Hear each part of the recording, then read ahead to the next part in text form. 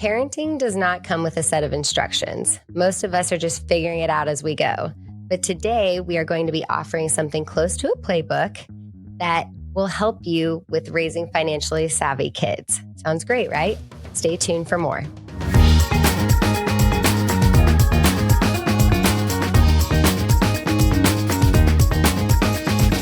Welcome. Thanks for joining us. Hopefully you're a repeat customer, but if you are a newbie, this is Your Life Simplified, and I am your host, Whitney Reagan. I'm a wealth advisor here at Mariner, and I am joined today by a very special guest.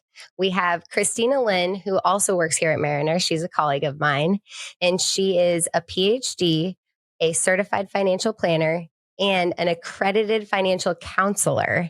That's a lot of accolades. But most importantly, from my perspective, most importantly, she is also a mother of three.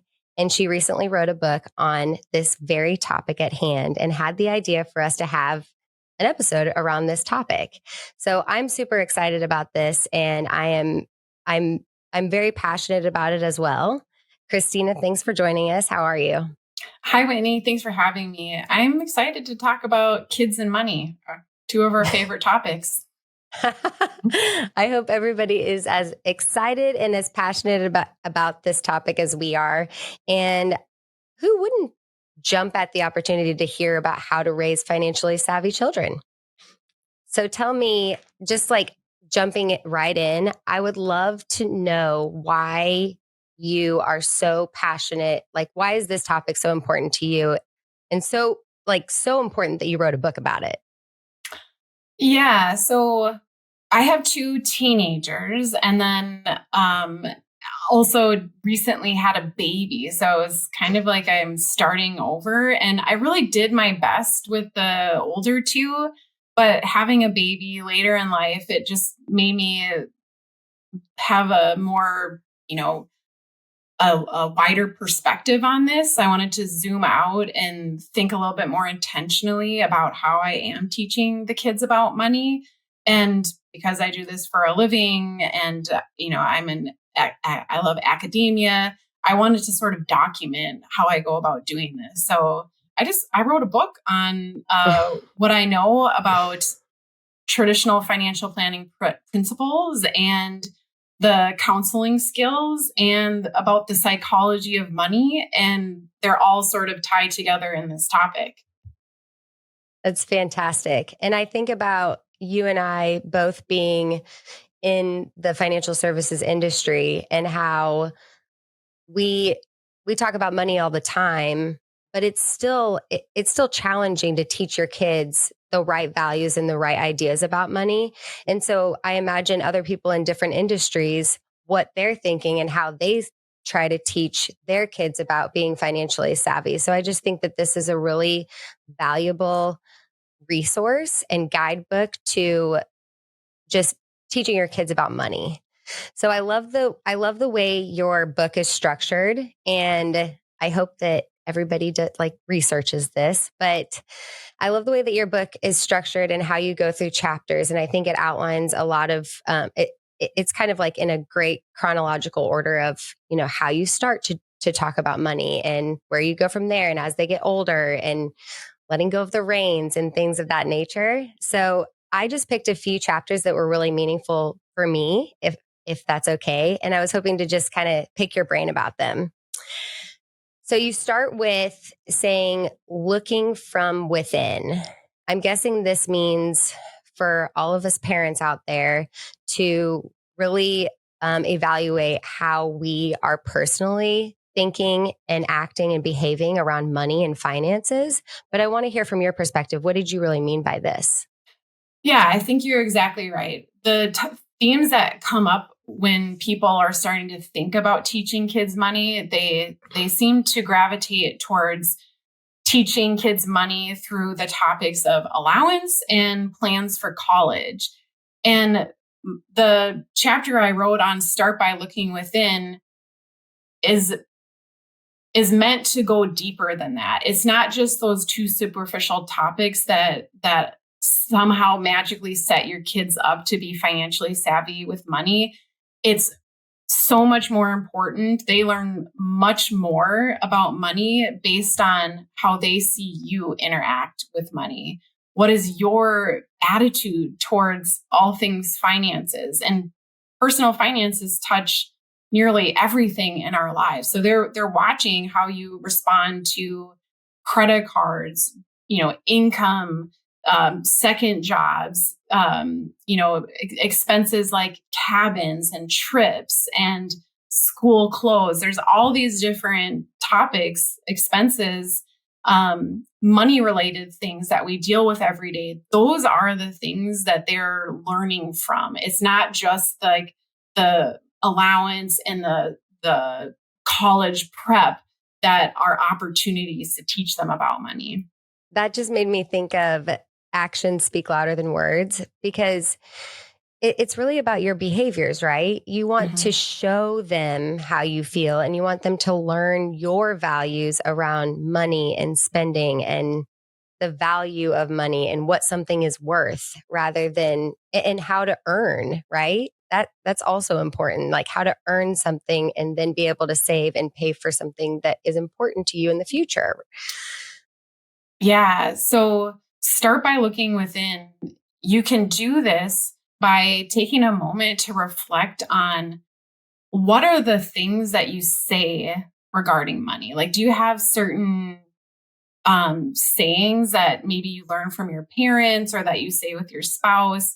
Things like money doesn't grow on trees is a common one. But like, what I are was going to the say that.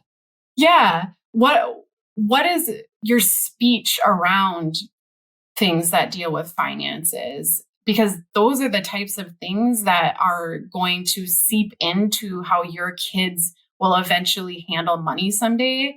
And is that what you actually want to teach them? Right? It can be a surprise when you start thinking about, okay, well, this is the sort of thing I actually say around money related issues and how I react around money related issues. Is that really what I want my kid to learn about dealing with money issues? Exactly. Okay, I love this already.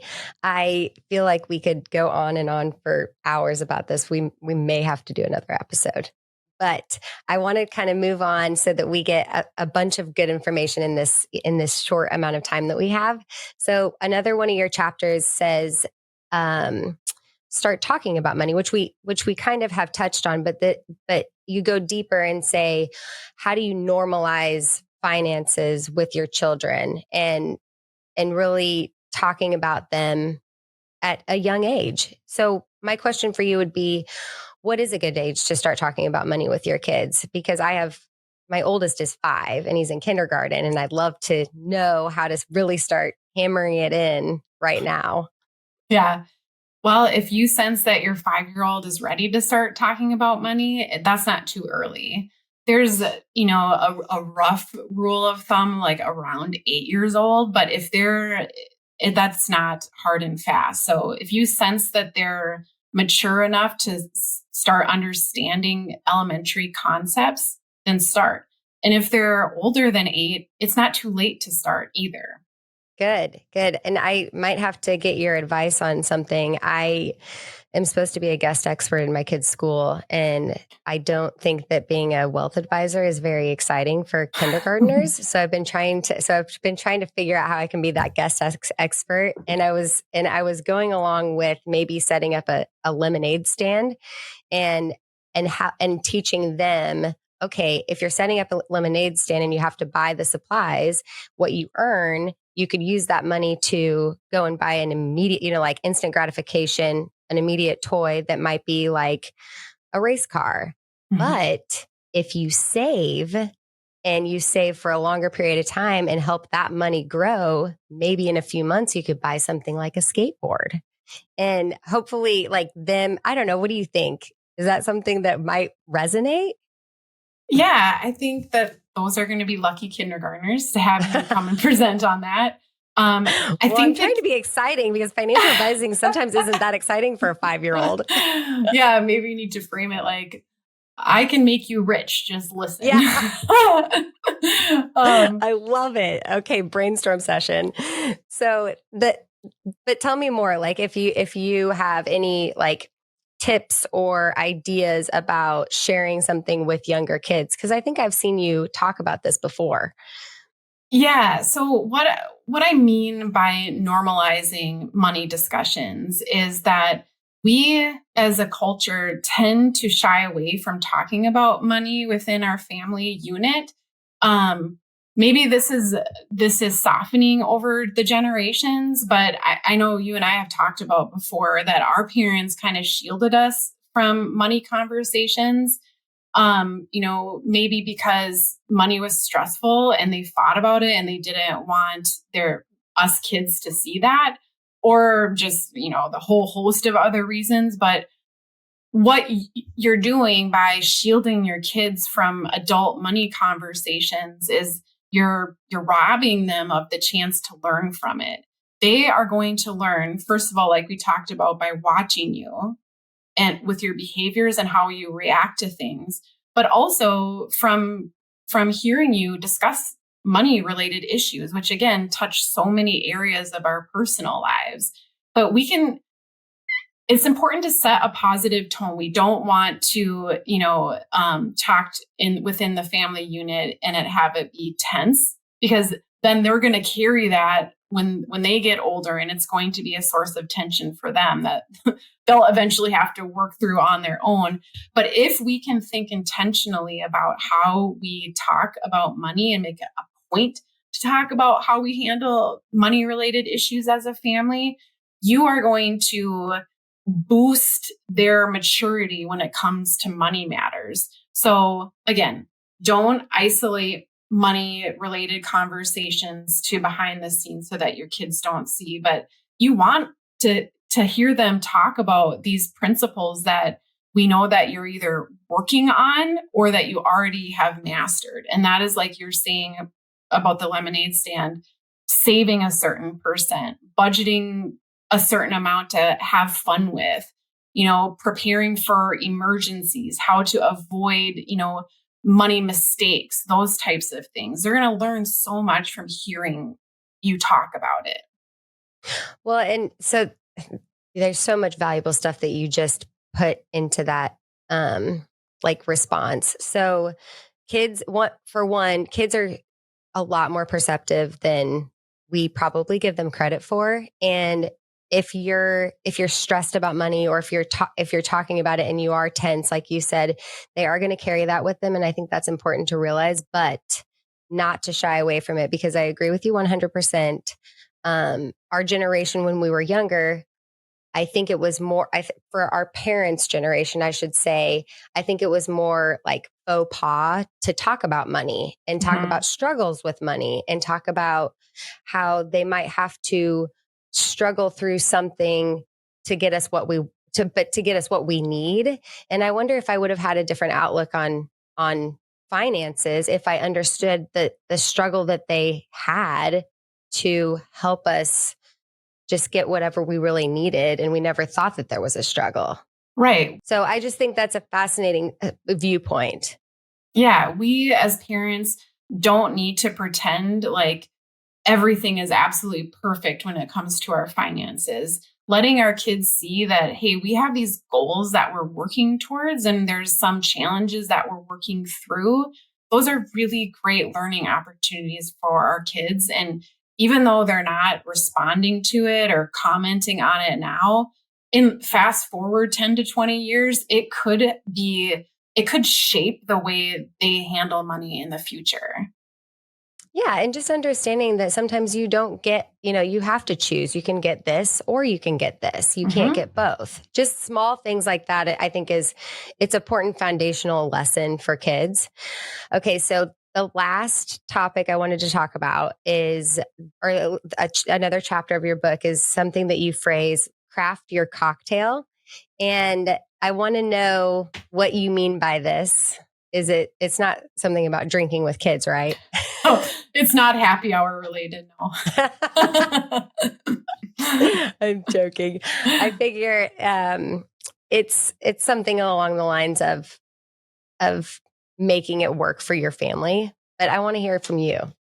Yeah, I think that, we get people coming to us, Whitney, expecting that there's these black and white answers to raising financially savvy kids, or even, when it comes to wealth management in general. The truth is there's a lot of really good options on how to raise financially savvy kids. You can make your own decision what works best for you and your spouse or partner. And that's going to look different for every family. Now, anyway, when it comes to certain things like allowances or first cars or first jobs, school clothes, the list goes on, preparing for college, every family is going to have a different idea of like what's right or how they want to handle it. And that can be the right way for them. You just need to make sure that it fits into your financial plan. Like it's not only aligns with your family values and your spouse's values, but it also is conducive towards working towards your financial goals, if that makes sense. So I feel like, Christina, we have covered a lot of ground today, and I want to ask you so many more questions because this is love. This has been lovely for me. I think this is so important because it helps the future generations and like our future if we teach our kids to be financially savvy. So I so appreciate your expertise and you writing a book.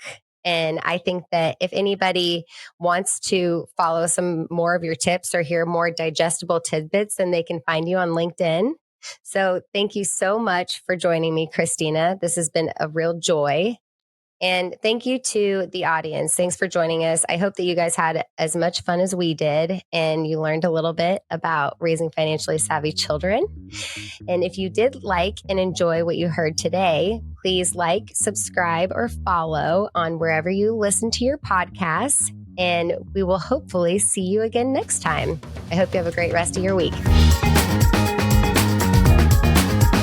The views expressed in this podcast are for informational and educational purposes only and do not consider any individual, personal, financial, legal, or tax situation. As such, the information contained herein intended and should not be construed as a specific recommendation, individualized tax, legal, or investment advice. Where specific advice is necessary or appropriate, individuals should contact their own professional tax and investment advisors or other professionals regarding their specific circumstances and needs prior to taking any action based upon this information. The information provided has been obtained from sources deemed reliable. However, the accuracy, completeness, and reliability cannot be guaranteed. Tax laws are subject to change, either prospectively or retroactively. Any opinions expressed are subject to change at any time without notice. There is no assurance that any investment, plan, or strategy will be successful. Investing involves risk, including the possible loss of principal. Past performance is no guarantee of future results, and any opinion expressed herein should not be viewed as an indicator of future performance. Mariner is the marketing name for the financial services business of Mariner Wealth Advisors, LLC, and its subsidiaries. Investment advisory services are provided through the brands Mariner Wealth, Mariner Independent, Mariner Institutional, Mariner Ultra, and Mariner Workplace, each of which is a business name of the registered investment advisory entities of Mariner. For additional information about each of the registered investment advisory entities of Mariner, including fees and services, please contact Mariner or refer to each entity's Form ADV Part 2A, which is available on the Investment Advisor Public Disclosure website, www.advisorinfo.sec.gov. Registration of an investment advisor does not imply a certain level of skill or training.